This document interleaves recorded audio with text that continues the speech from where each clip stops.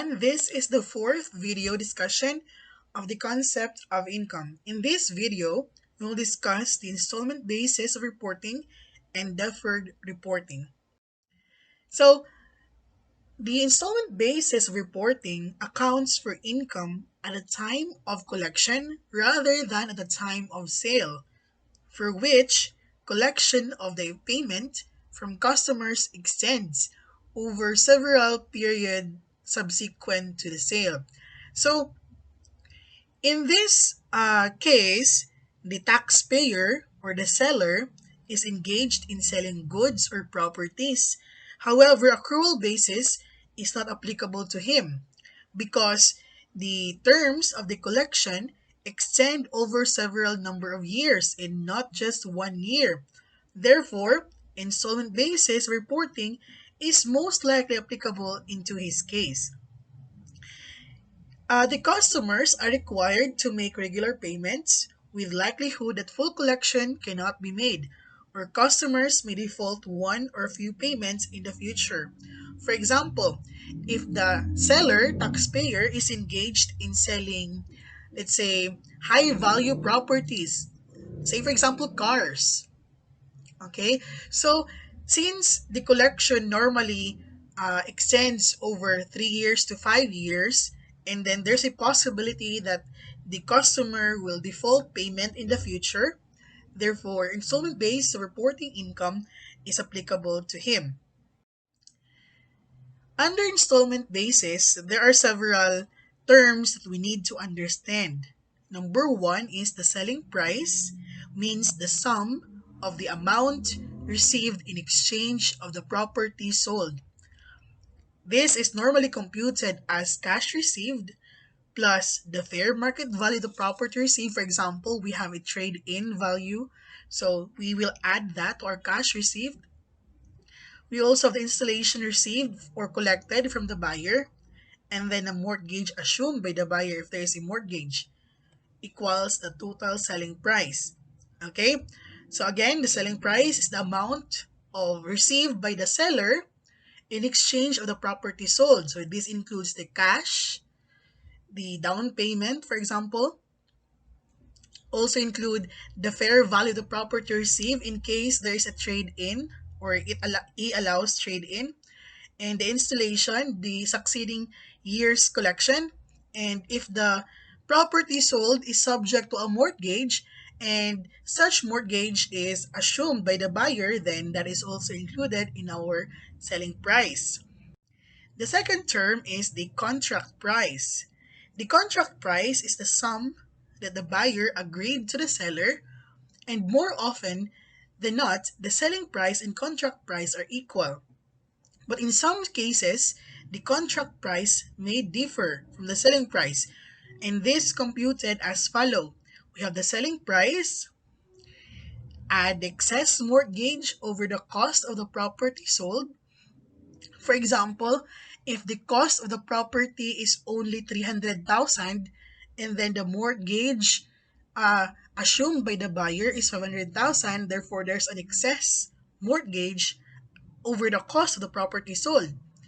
We have a total of, then we will deduct the mortgage assumed by the buyer equals the contract price. So later on, we will discuss how are these computed, the contract price and the selling price. We also have the initial payments.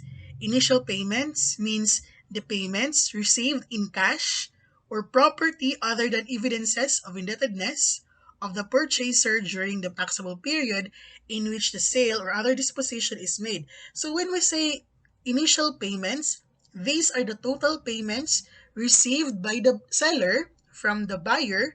This can in this year of sale. For example, in 2020, the seller sold property to the buyer and received cash as down payment, also received any installment during the year and any property. So everything paid by the buyer in the year of sale is considered as the initial payments. We also have the periodic installment payment received by the seller after the year of sale, which are the remaining balance collectible on a period basis from the buyer. So this periodic installment payment is computed as follows. So first we have the contract price less initial payments. Then we have the balance. The balance is divided by the remaining periods or years. Then we have the periodic installment. So later we have an example of this in how periodic installment payment is computed. So after we have learned about the different terms in installment basis reporting, the next question is how do we compute income from this? So the income reportable is computed as if it's during the year of sale, the year when the sale was made, then it's gross income divided by the contract price times the initial payments. The payments made by the buyer within during the year of sale equals reportable income. When we say gross income, this is computed as the selling price minus the cost of the property sold.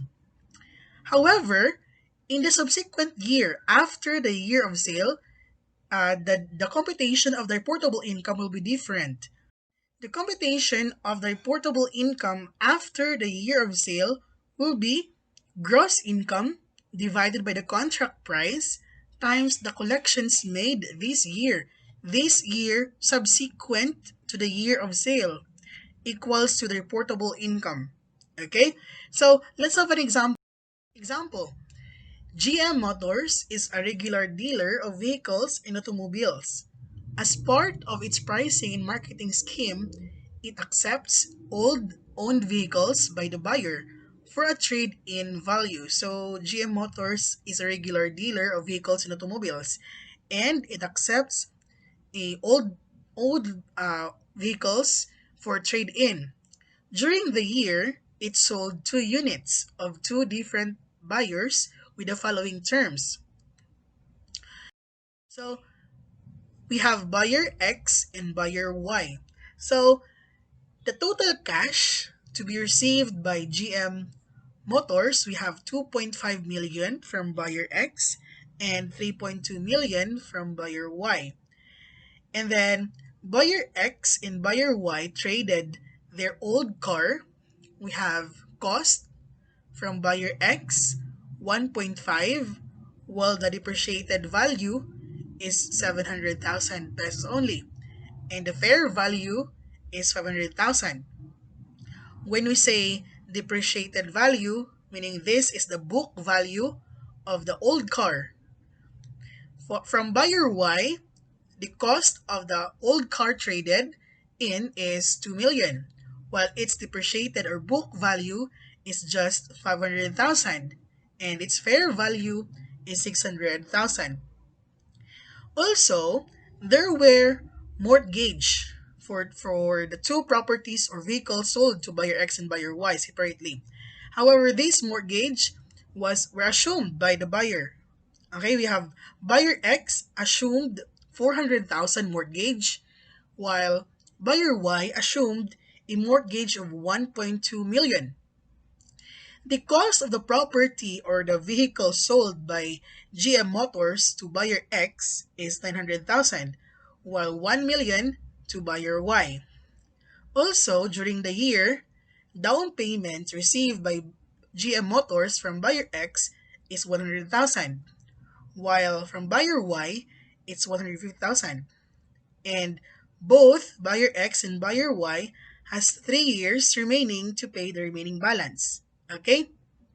So, our first question here is how much is the price? How much is the selling price of the cars sold to buyer X and sold to buyer Y?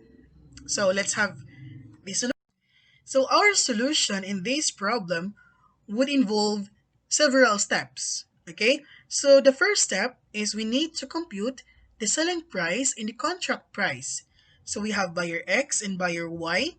The cash to be received by GM Motors from buyer X and Y, we have 2.5 and 3.2.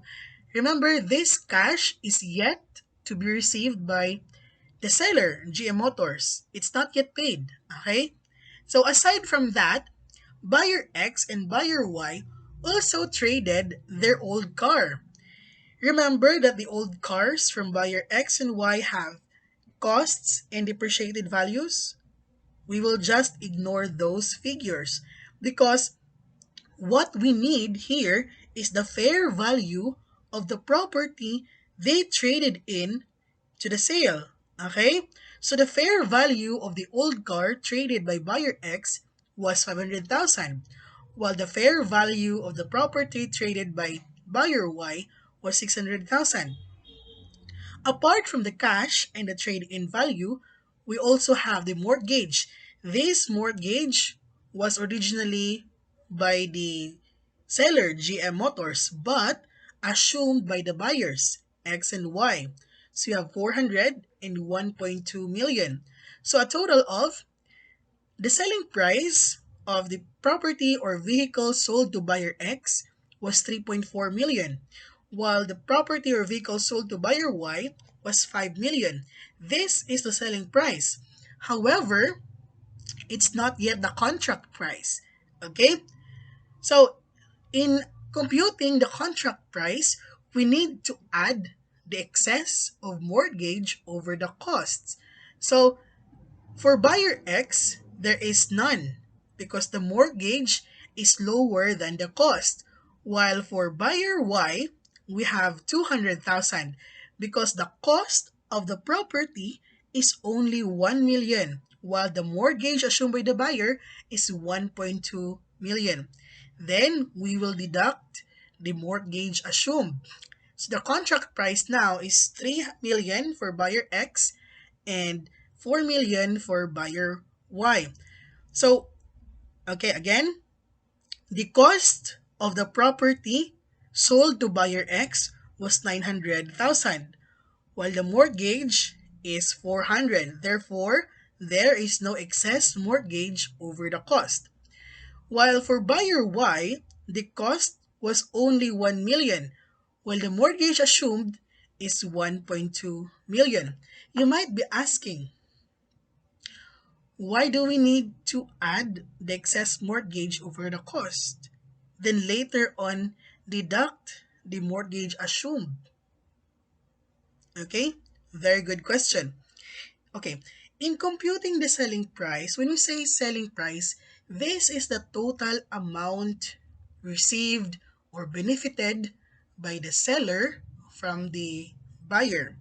So from the buyer, the seller benefits to receive cash, which is 2.5 and 3.2 million, and also the fair value of the traded old cars or vehicles. Also, the seller would benefit from the assumption of the buyer of the mortgage because the seller, GM Motors, will no longer have to pay the mortgage because these mortgages are already assumed by the buyer. Therefore, for the seller's part, okay, on the seller's part, it's a benefit on him. Okay?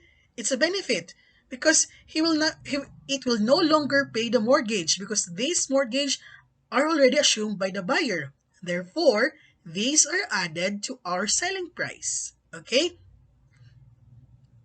I hope you get that. Okay. But in computing the contract price, why do we need to deduct the mortgage? Why do we need to add the excess mortgage over cost? Okay? Let's focus first on the mortgage assumed. Why do we need to deduct the mortgage assumed? The reason for this, why do we need to deduct the 400,000 and 1.2 is that this mortgage assumed, the 401.2 million, are no longer expected to be received by the seller. Okay?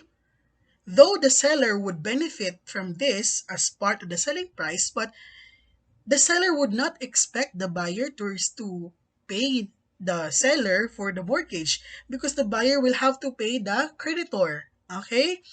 So, di na siya kasama sa benefit na i-expect ni seller from the buyer because the seller would only expect to receive the cash, which is 2.5, for buyer X and the 500. Okay? The 400, we just need to deduct that from our selling price so we get the contract price. Okay? As in the case of the buyer. How about buyer Y? Why do we need to add the excess mortgage over cost? And why do we need to deduct the 1.2 million? Because remember this, if you are the seller and then your property sold just cost you 1 million and then your buyer assumed the mortgage of 1.2 million, in that case pa lang, you already benefited by 200,000, right? Because the cost is 1 million and then the buyer assumed the 1.2 million. So therefore, you as a seller have already benefited the assumption of the buyer Y of the mortgage. Okay? So that's why we need to add the excess mortgage over the cost. Actually, in short, you just need to add you just need to deduct the 1 million there. 5 million minus 1 million, yun lang eh. Okay? So, after we have derived the selling price and contract price, next step is we need to determine the initial and periodic payments. So we have still buyer X and buyer Y. Again, when we say initial payments, these are the payments made by the buyer during the year of sale. All payments made by the buyers during the year of sale. So we have down payment of 100 and 150,000. We also have the traded in value or the fair value of the old properties, 500 and 600. And we also have the excess mortgage over cost. Why do we need to add a 200? Because again, as I've said a while ago, since the cost is only 1 million and the mortgage is 1.2 million, from that moment alone, the seller has already benefited 200,000. Why? Because nabawi na niya yung 1 million na cost. Okay? Bawing-bawi na siya. Sa pag-assume pa lang ni buyer ng 1.2 million na mortgage, bawing-bawi na si seller. Okay? We have initial payments of 600 and 950 respectively. Meanwhile, for the periodic payments, we have contract price 3 million and 4 million less initial payments. So we have 2.4 and 3 million 50 divided by 3 years remaining periods to pay. So we have 800 for buyer X and 1,016,667 for buyer Y.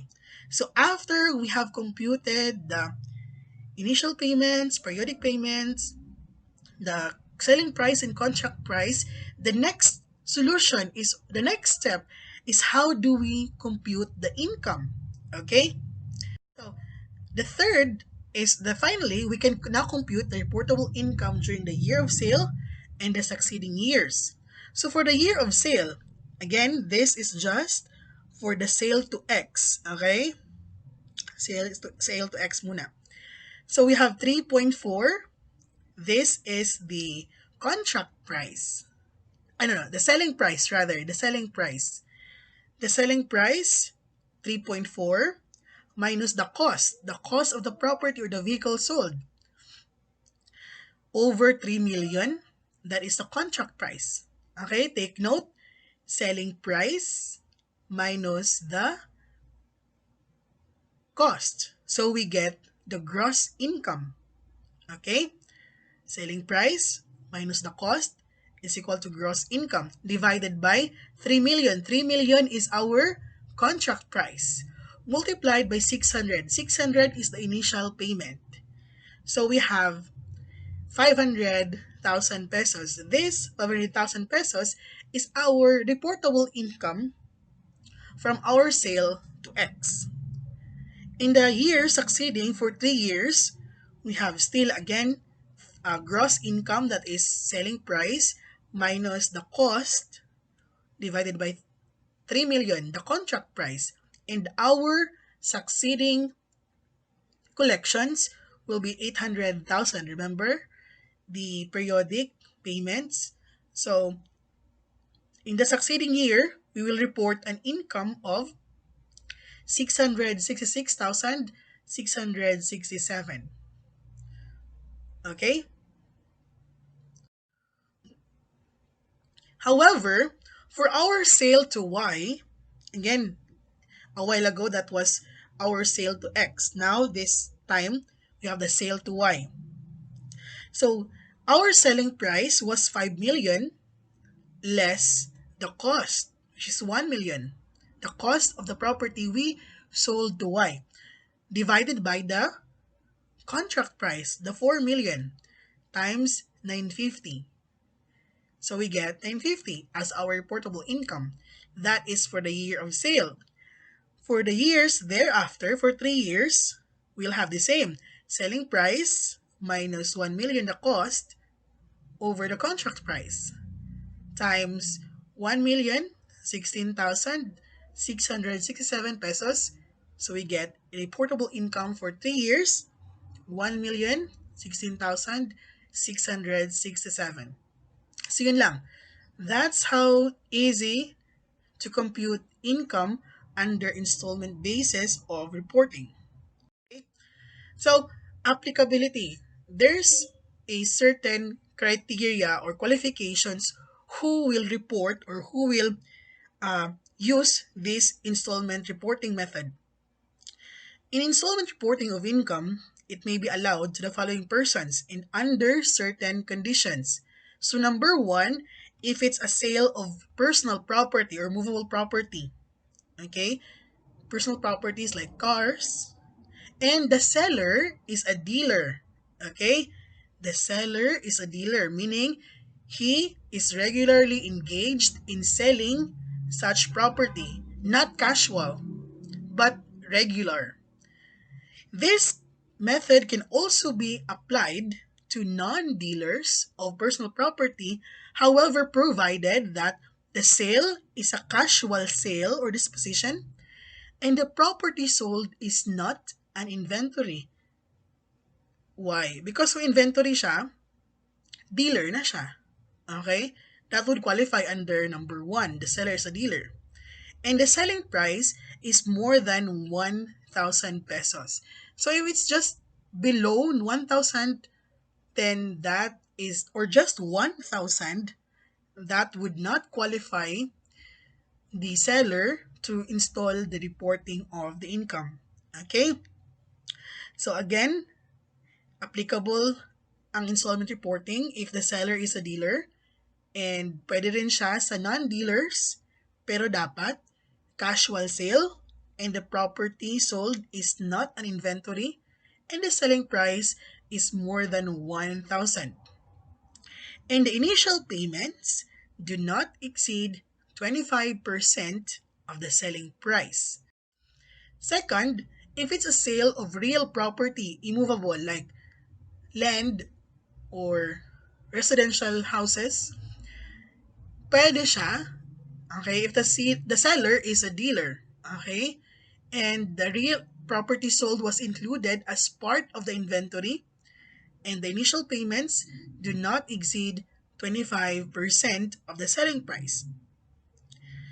Or if the sale of a real property classified as capital asset, when we say capital asset, meaning the seller is non-dealer, he is not regularly engaged in selling real properties, okay?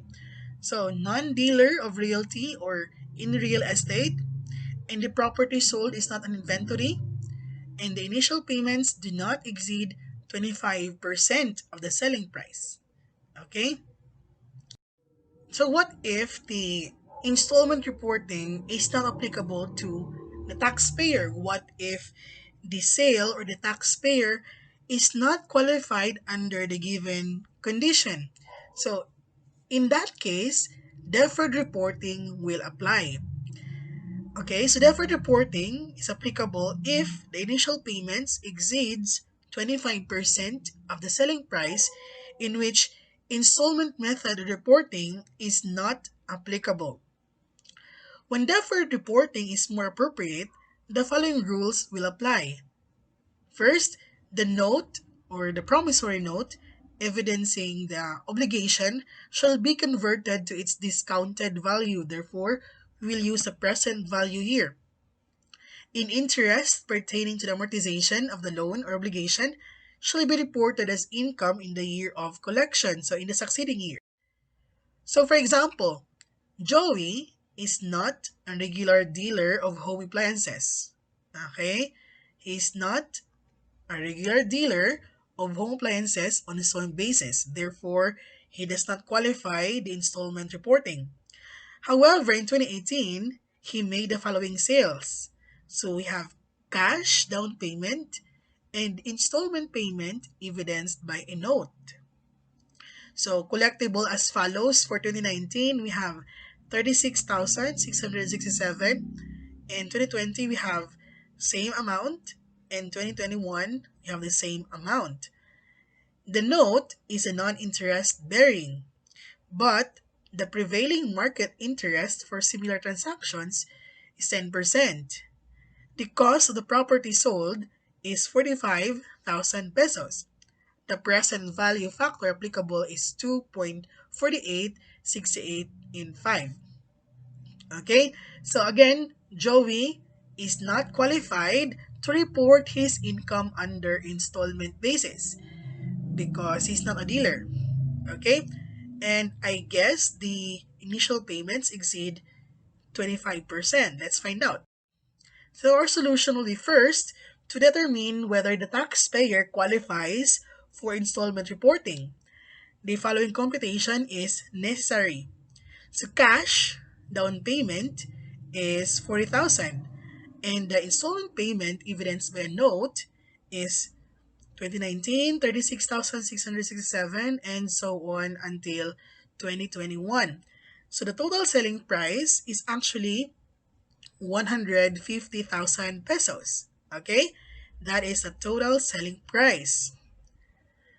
However, the cash down payment or the initial payment of 40,000 is beyond the threshold of 25% because actually that is 26.67% of the 150,000.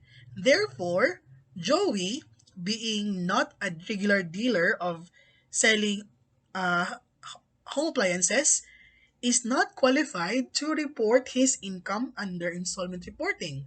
Okay? So what would Joey do? Okay? Joey would report his income using the deferred reporting. How? So since a taxpayer does not qualify for installment reporting, deferred reporting method shall apply. First, we need to compute the discounted value of the note. So discounted value is the equal serial payment times the present value factor.